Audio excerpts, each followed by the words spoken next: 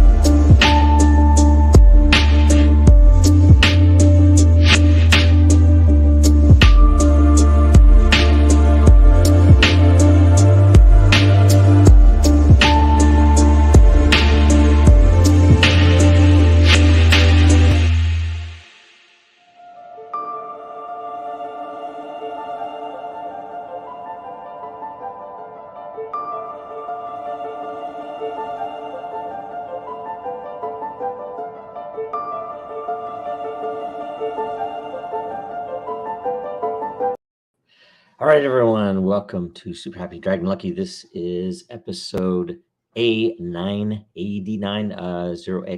0xa9. It's the 170th episode. Reminder, nothing on the show is financial advice, and do stay tuned after all of the updates for a full AMA. So first update, number go up this week. Number of layoffs in the world, of course.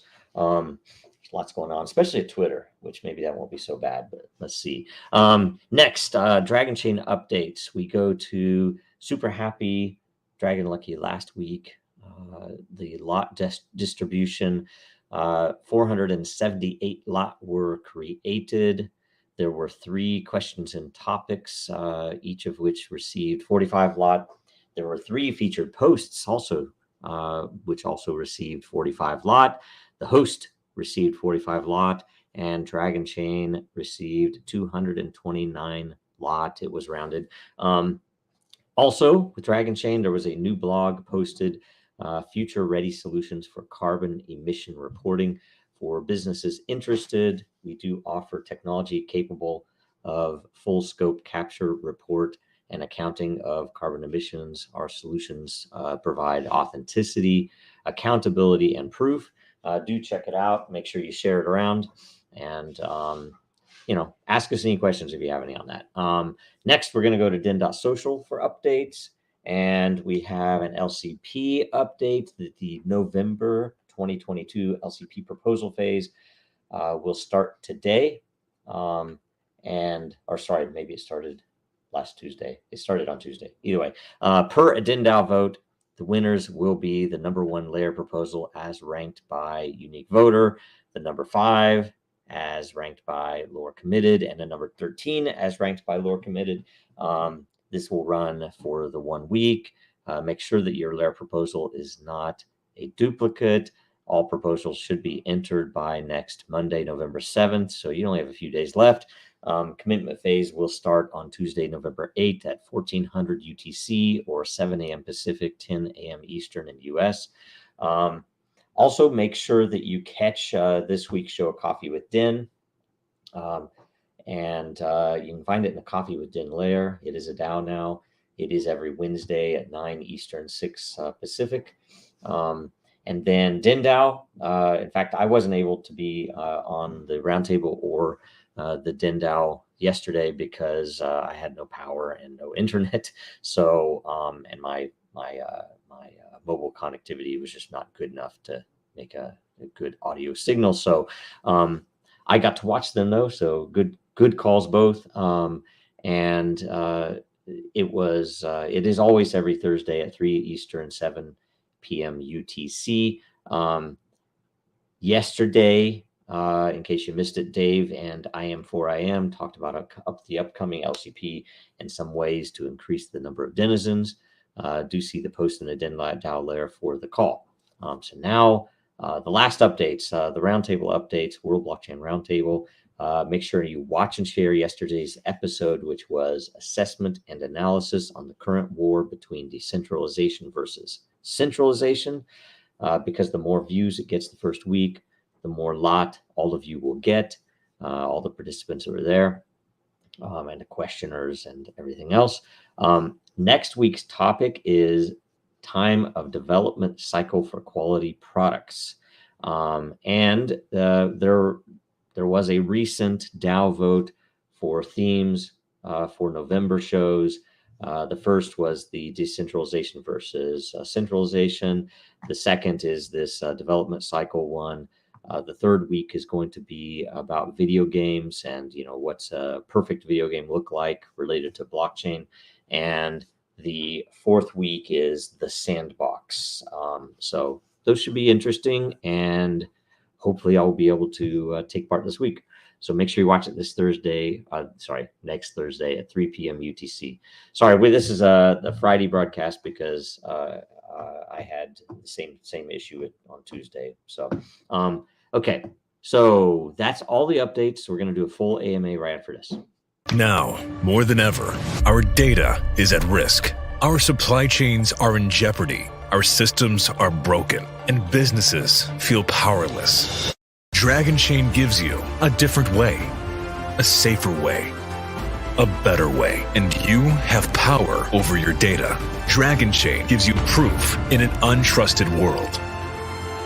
Build now at dragonchain.com, America's blockchain. All right, so we're going to refresh live and get the questions in order. All right, so Alxans, let's see here, asks, question raised last year, ideas for implementing, I guess, our own video embedding system. It's horrible to have to rely on YouTube. I agree with the censorship issues that it entails. Yes, we've had a lot of interesting ideas. One is already available. There aren't very many people using it, if any. That is torrents. That if your lair agrees, it's in the rep settings to turn on torrent video. You essentially concede a video that can stream directly inside a DEN, but you have to do the work to get it seeded and get it available for that. So it's not necessarily the best way to do it, but it's there, and it is totally decentralized. We wanted to potentially make it so that you could do that, and there would be some way to reward the people who are actually seeding the video, who are using their network bandwidth to let people stream that. So that's a potential that we could add. Another potential that we could add would be integration with one of the other streaming networks. Siacoin library would be great. There are several others we could use that we could leverage. Some of the issues with that are external costs. What does it cost in crypto to integrate that, or operationally, what does it cost? Because the translation between tokens would be the issue. And I think in the end, probably the most organic, likely potential implementation would be to essentially allow a user to say, hey, rather than linking a YouTube video, which would still be possible, sure, but would be to upload a video. So let's say I have a video that I made on my phone of a UFO. I'm going to post it to the UFO layer, and I could essentially, through the interface, log in to my YouTube account and my library or Odyssey account and my whatever I have for Siacoin, and even if I wanted to do something on Rumble or BitChute, and I could essentially, through this interface, upload it to all of them, because or some of them. If let's say I don't want to put something on BitChute or Rumble, I don't have to. That I could upload it to the ones that matter.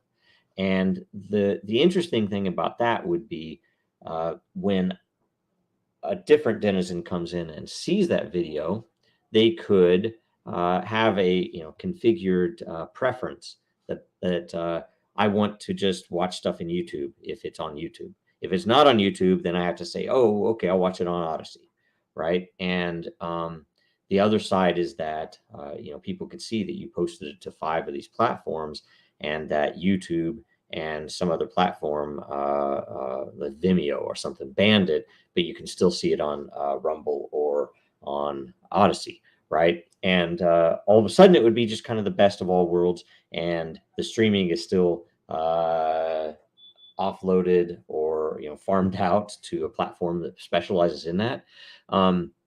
We can also, although we'd have to really figure out if it would be a separate pool, if it would be potentially even a different token for rewarding video content. And I would really like to reward video content based upon some key pieces, which is the same evaluation criteria and formula that you would have on regular content, but with a how do I say, a limiter based upon the number of viewers and how long they viewed it, essentially.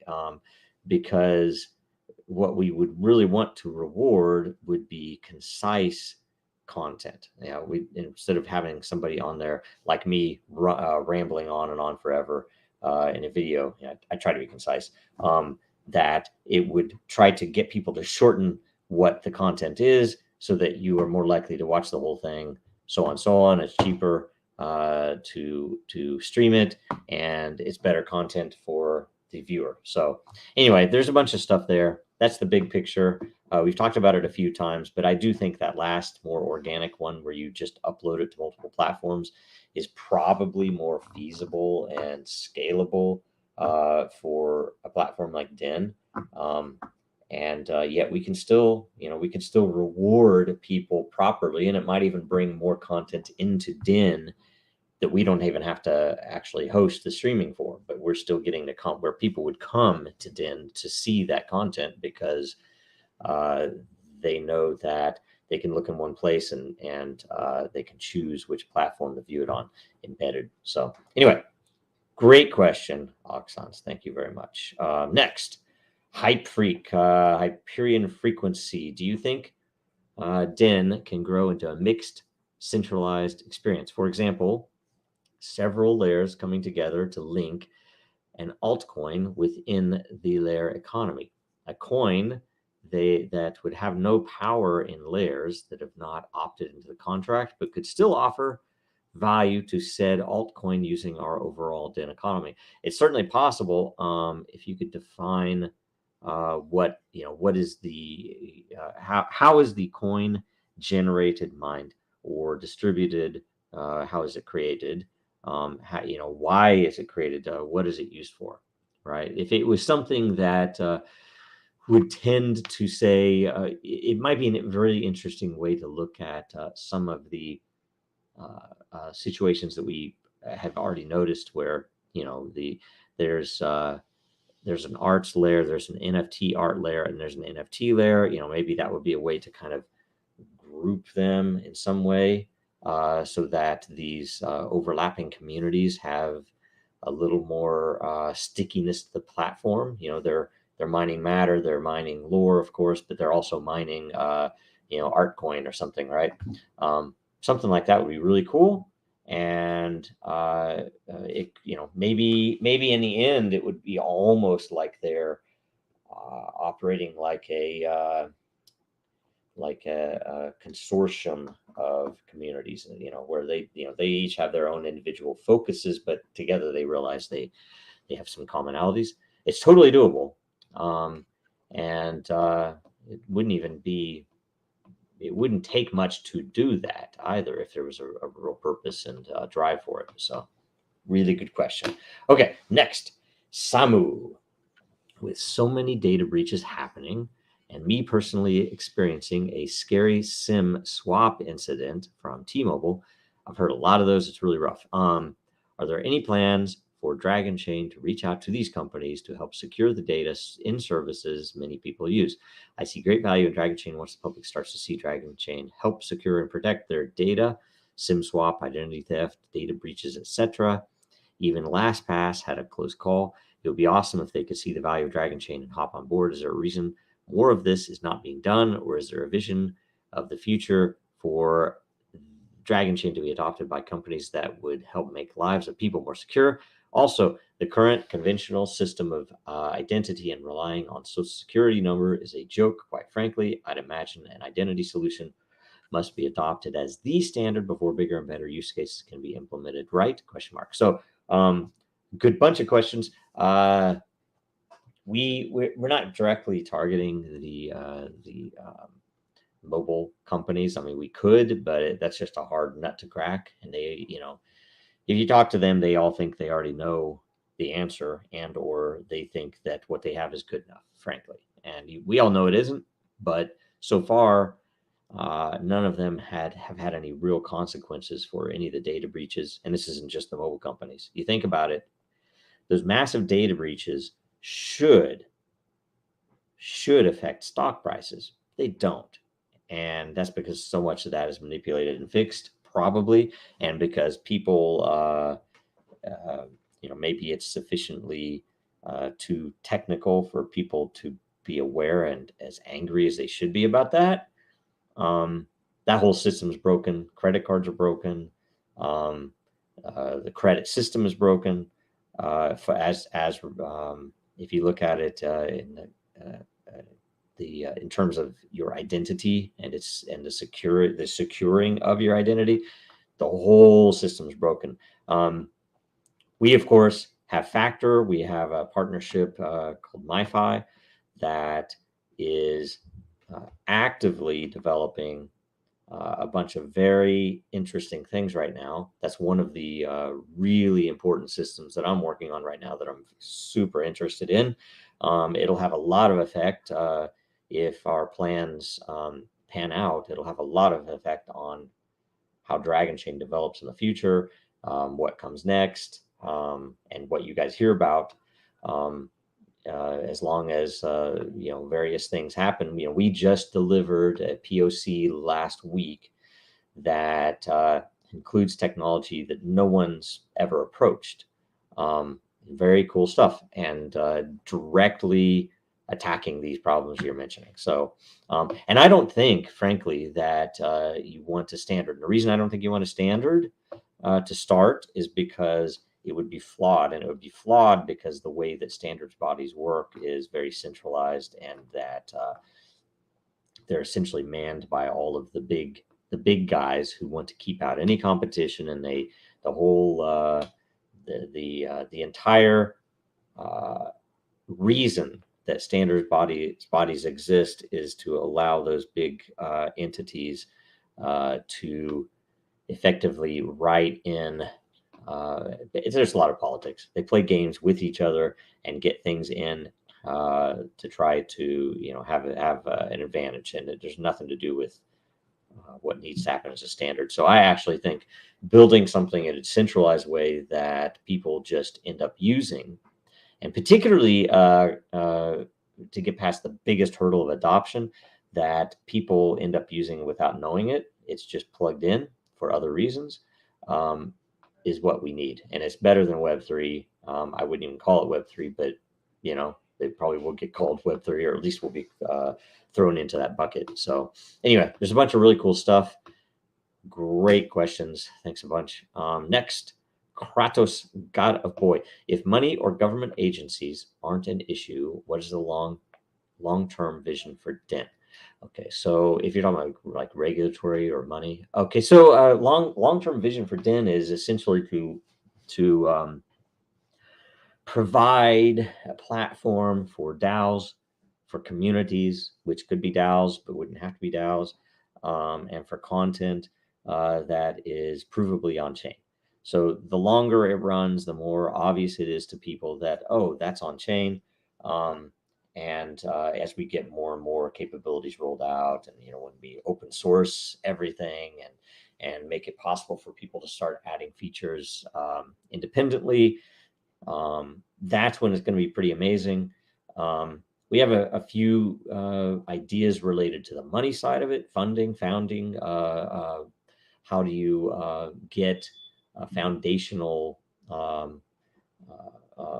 funding for, to roll this out? There are a couple of really interesting ideas that, we have a number of other priorities before we get to that.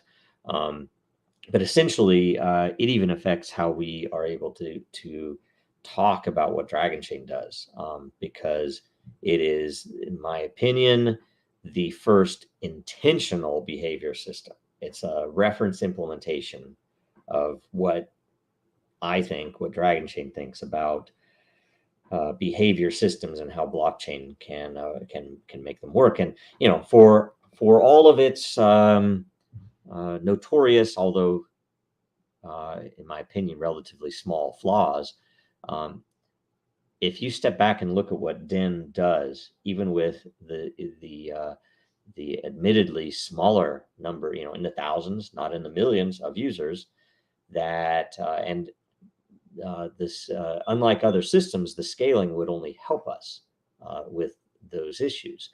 So if we had 1 million users, it would frankly be, you would have fewer of those issues. But the fact that, we don't pay moderators, and we don't pay, as for people to, what's the word I want? To curate the content. The fact that just happens as part of the system it's a beautiful behavior system. And there are a bunch of other even IT related security solutions that have been handled that way. So it's a really interesting system as far as software goes. It's like nothing else I've ever worked on or built or seen. So the vision is to continue on that and to organically develop. And the mission is not to push exponential growth or to push exponential growth through bots in order to raise funds and stuff like that, like most other platforms have done. So anyway, it's pretty good. Next question, Robin Claes. When climatechain launches, do they have customers using the platform from the start? I cannot speak for them at all. There are various, well, there's at least one person that is out there publicly that you could ask that. I don't know. In fact, I don't know what platform or if they do answer questions or not, but I'm certainly not the one that would be able or willing to answer that question. So sorry about that. But that's as much as I can answer. And I think we had one more question that was in, because we didn't make it clear, and we understand that we had announced because we had to move the show. Of course, it's always on Tuesday, that this week is on Friday. You guys have to tell us if you prefer it on Friday too, because it's interesting. Maybe we could give updates of the other shows better, because it's after the fact, or if we just keep it on Tuesday, but whatever. So I am for I am asks, does Dragonchain solve the trilemma problem that Vitalik Buterin describes? He states that blockchain developers must sacrifice one aspect for the sake of the other two. The three aspects are decentralization, security, and scalability. So it's funny. I don't know. Oh, if you can push that back. Yeah, we do have a blog for that. I don't know that it's an absolutist approach. I don't think you have to sacrifice one for the other two. I don't want to say he's wrong. I want to say that if you have the proper architecture, that you can selectively choose where you might sacrifice those. Like, say, a typical problem does not need absolute decentralization across the board. That you don't want decentralization or transparency everywhere. That you want certain of your data to be secure, and you always need it to be scalable. Instead of saying that, instead of taking the tack that, like, say, Hyperledger or private Ethereum did, where your entire chain is private, we have said that your entire proof set is public, and maybe not even your proof set being public, but the fact that all of your private data can be proven to public. That the proof being decentralized is what's important in the typical scenario. In the case where you need to make your actual payload, your business data, or a subset of your business data public, obviously you can still do that with Dragonchain. And the crazy thing is, you don't sacrifice scalability, and you don't sacrifice security in that case, because you can selectively say, here is this data that I need to prove happened. This event, a transaction, whatever it is. It could be money. It could be just an event. It could be something that happened, a contract. I want to make that public.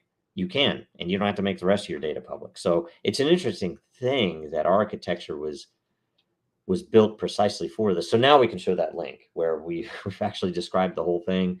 And I do think it's important that if you read this whole blog post, because we have a lot of the parts in it, and essentially what we do is allow you to decide where to do where to handle those three particular features or points or capabilities, and to meet your business goals, and requirements. You might if you have health data, you're required to do certain things by both the government, depending on where you're at, and your users. Nobody's going to want their blood tests on the Ethereum blockchain public, right? So anyway, and was there anything else at the end of that question? Because I talked a long about that for since DEN was originally created to be a demo of behavior tech, does DEN operate in this manner due to its partial centralization? See, but that's the whole point. The fact that the data, like say your post, your reply right here, is stored centrally on a server, yet the transaction has fully decentralized its proof. That was 20 hours ago. So it's already gone up, likely to Bitcoin, Ethereum, Binance Smart Chain, all the way through DragonNet. Meaning, if you now, and we used to have it on here, it's one feature that DEN is missing because it wasn't pretty enough, and but it was raw, that you could pull down the proof of this and you hold it. And so important data, anybody, if you said something embarrassing on here, I would pull down the proof so that even if you deleted it later, I would still be able to embarrass you.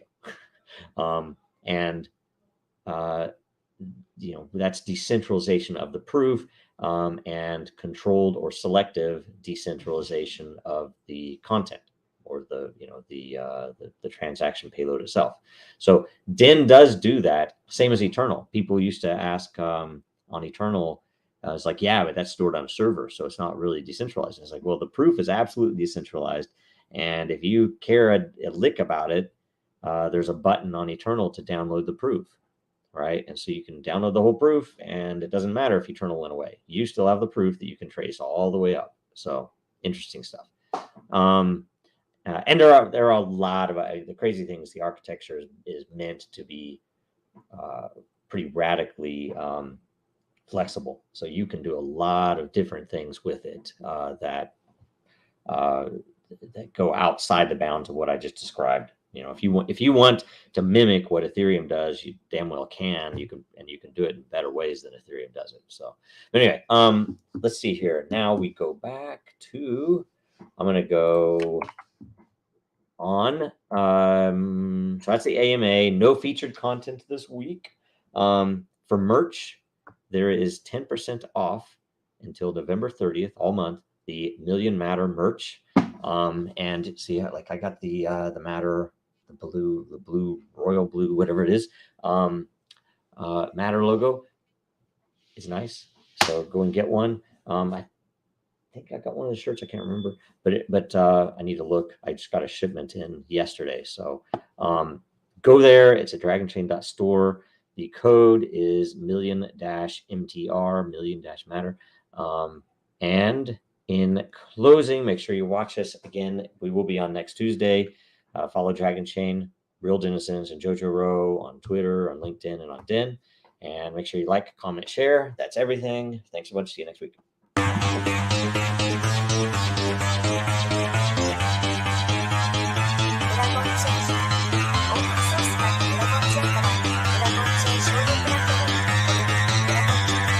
Because that goal will serve to organize and measure the best. Adaptable, all capital, label radical yet rational. Adaptable approach is palpable if this animal is fallible. But that conclusion is laughable, so with for all detachable from the mandible, you see it now.